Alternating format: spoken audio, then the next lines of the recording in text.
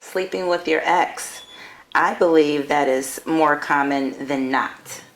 I believe a lot of times people break up and they really aren't done, or they're trying to figure it out still, and there's still a level of intimacy that is happening. But I think that what ends up happening is that you end up weaning yourself off the person because you broke up for a reason. You are together because whatever happened, and dipping your foot back in the love pond, sex pond. In the shallow water of nothingness. It's not going to fix it. It's not going to fix it. Yeah.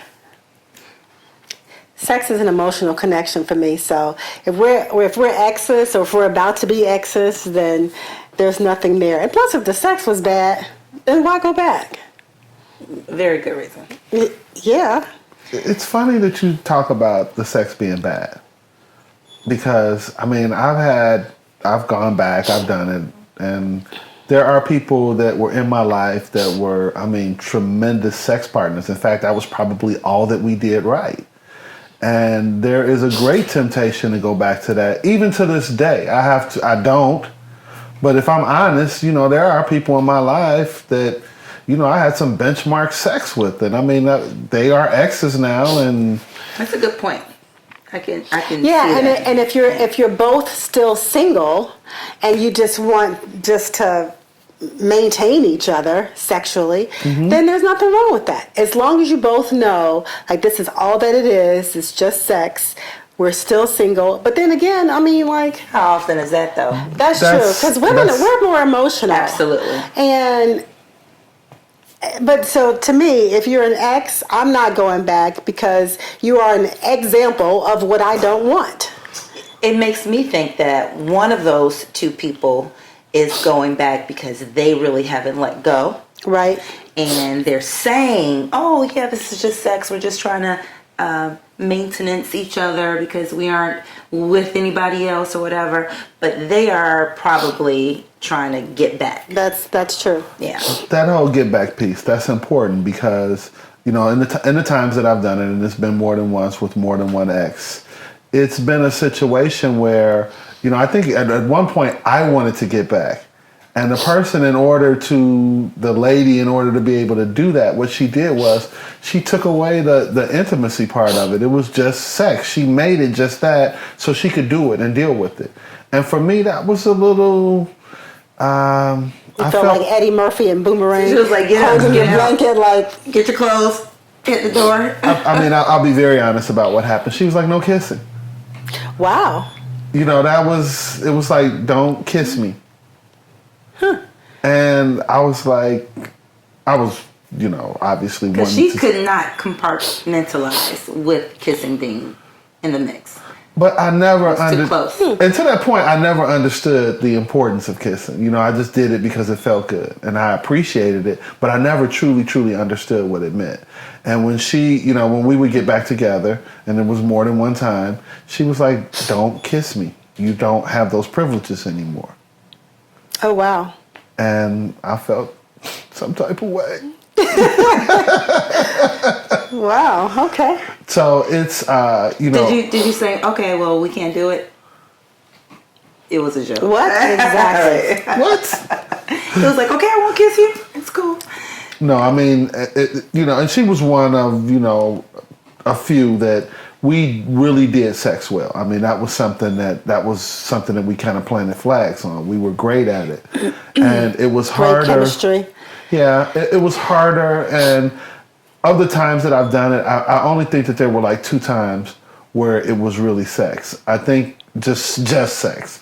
I think that there were times where, I used it to stay close. I think that there were times where they used it to stay close. And I think that's where the disconnect comes from, or comes at, because sometimes when you're still having sex with someone, in your mind or in the back of your mind, you're thinking, okay, maybe we're trying to work this thing out, see where it's going to go. Yeah, we can absolutely. fix it. And you are flabbergasted when you find out that they have started a whole brand new relationship with someone when they're still sleeping with you. They feel blindsided. You do. You almost feel like used, even though There was no title. There was no,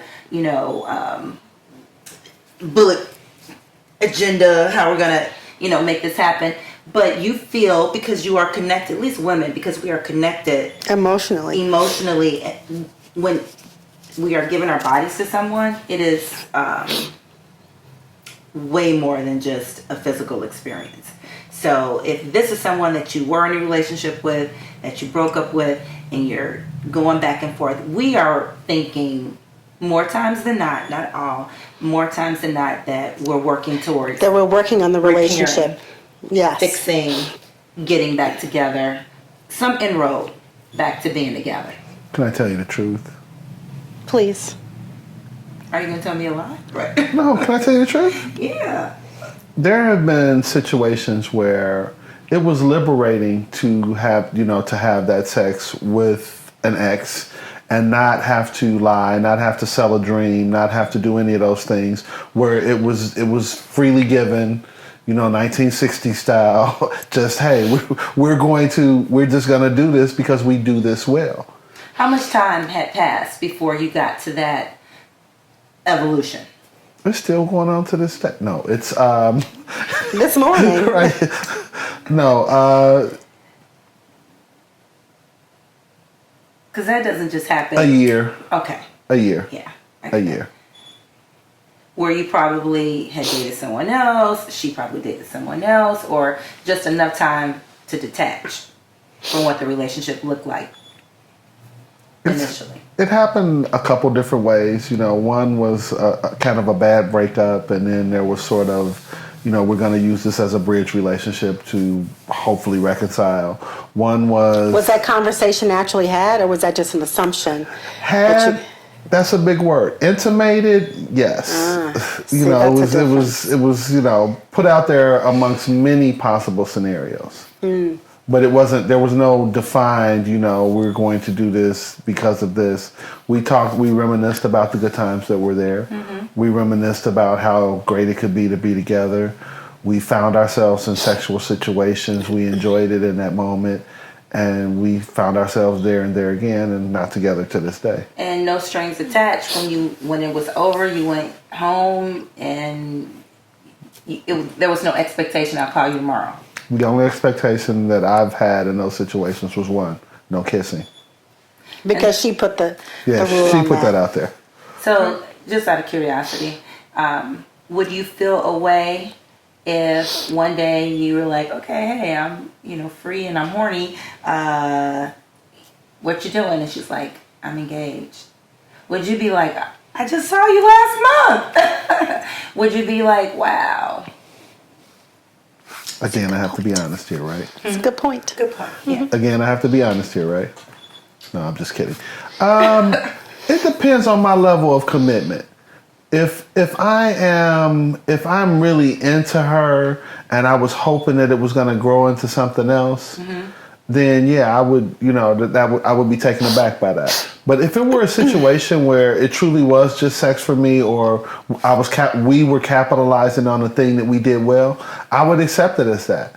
And in that situation, I would want her to be happy. I would be happy for her. Okay. I mean, like, if you love someone, truly love someone, you do want them to be happy, even if it's not with you. I mean, they're never going to be as happy because they aren't with you. That's true. But you want the best for them for the most part. And I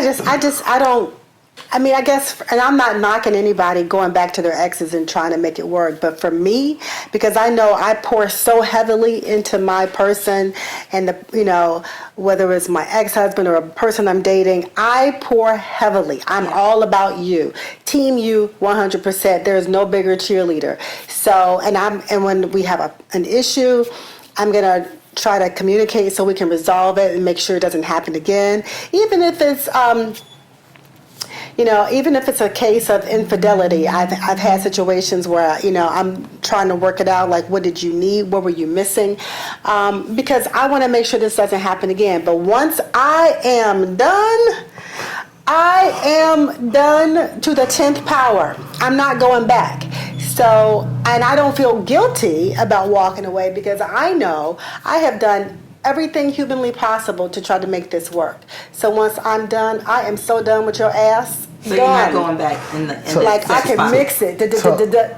Done. So clearly, you're not going to go back. I mean, No, I think, I and that's wouldn't. that's Oh my gosh, right. no, That's pretty evident to me. No. But my and I just don't think that women are capable of, and there are no absolutes. Let me just say that so that we don't put that out there. We all know that there are no absolutes. There's no blanket statement that we can make about men doing things or women doing things. Right. But I just think that women are more emotional, and I just don't see how they could go back to an ex. If you are in the process of divorcing or breaking up because for any reason, and then we're just talking about sex though.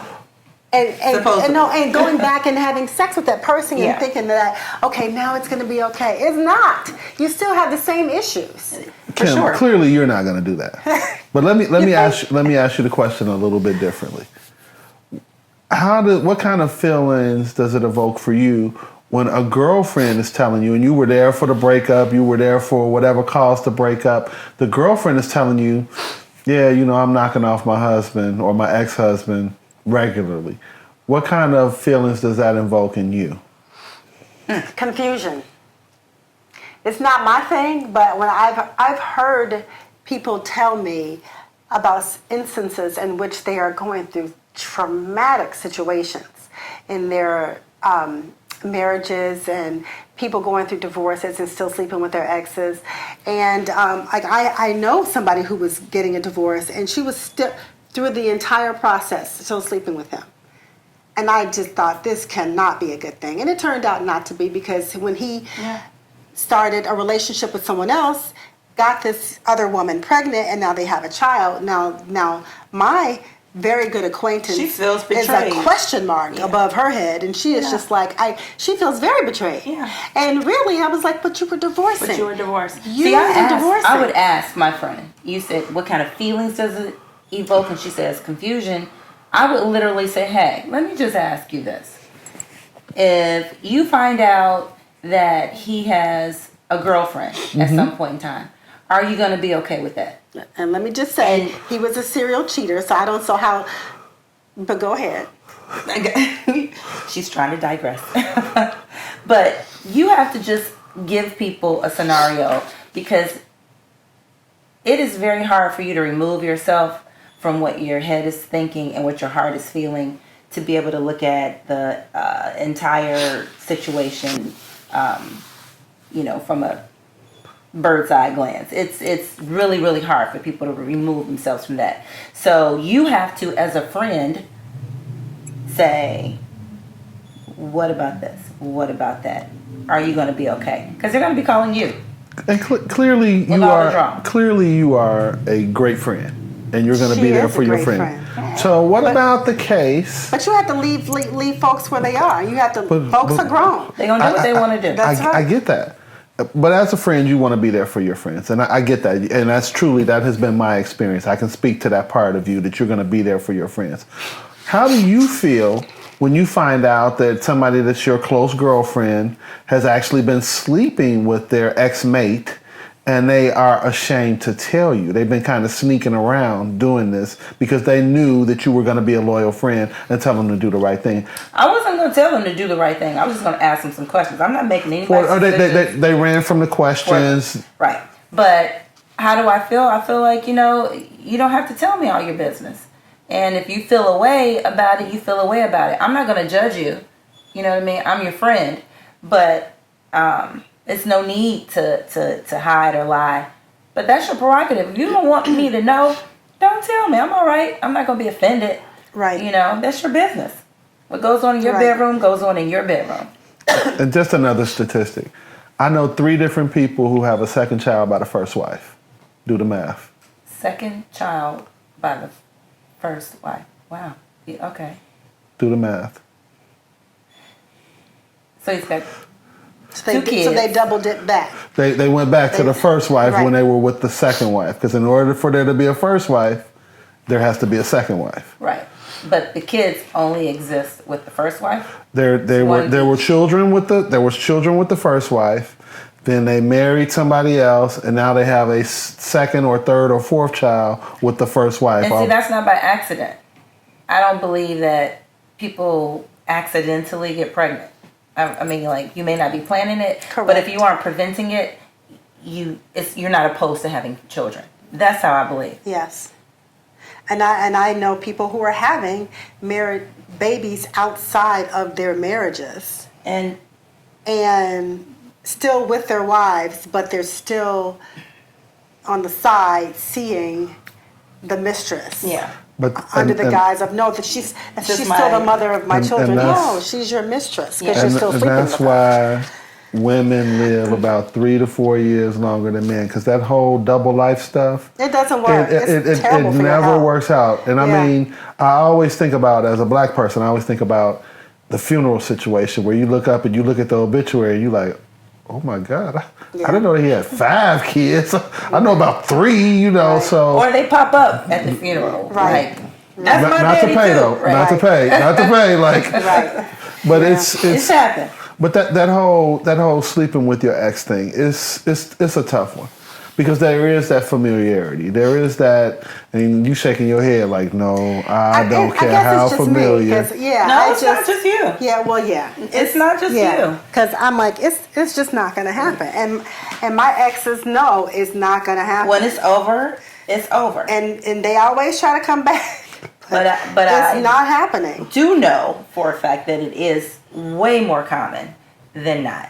Yes, Yeah. it definitely happens a lot, and You can even see it. Like when you see people in a group setting, you can see, even if they're exes, you can see that they're still very familiar. yeah, That it's Yeah. just something that you feel, that you sense, and it's there because it's happening. Well, it's funny because in the context of social media, you know, you're looking at something and you know both parties, both exes, I should say. Yeah. And then you see something and you're like, hold it, wait a minute. Why? But you know, we're taught to mind our own business, which we should. Right. But sometimes you just can't ignore it. It's No. right there in your social face. media, if it's put out there. Yeah, and it's like, wow. Yeah. And I mean, my first goal is always to mind my own business. That's job 1, 2, 3, 4, and 5. But sometimes they just make it really, really hard to do that. I agree. You like, I'm connecting the dots. But you try not to. You know that's you hear the run bell, run. You want to run away from it, but people will mark their territory, both men and women. It's not specific to any one gender. So I just think sleeping with your ex is a bad idea, unless you're both single and you can both say this is all that it is. Which is likely not all that it is.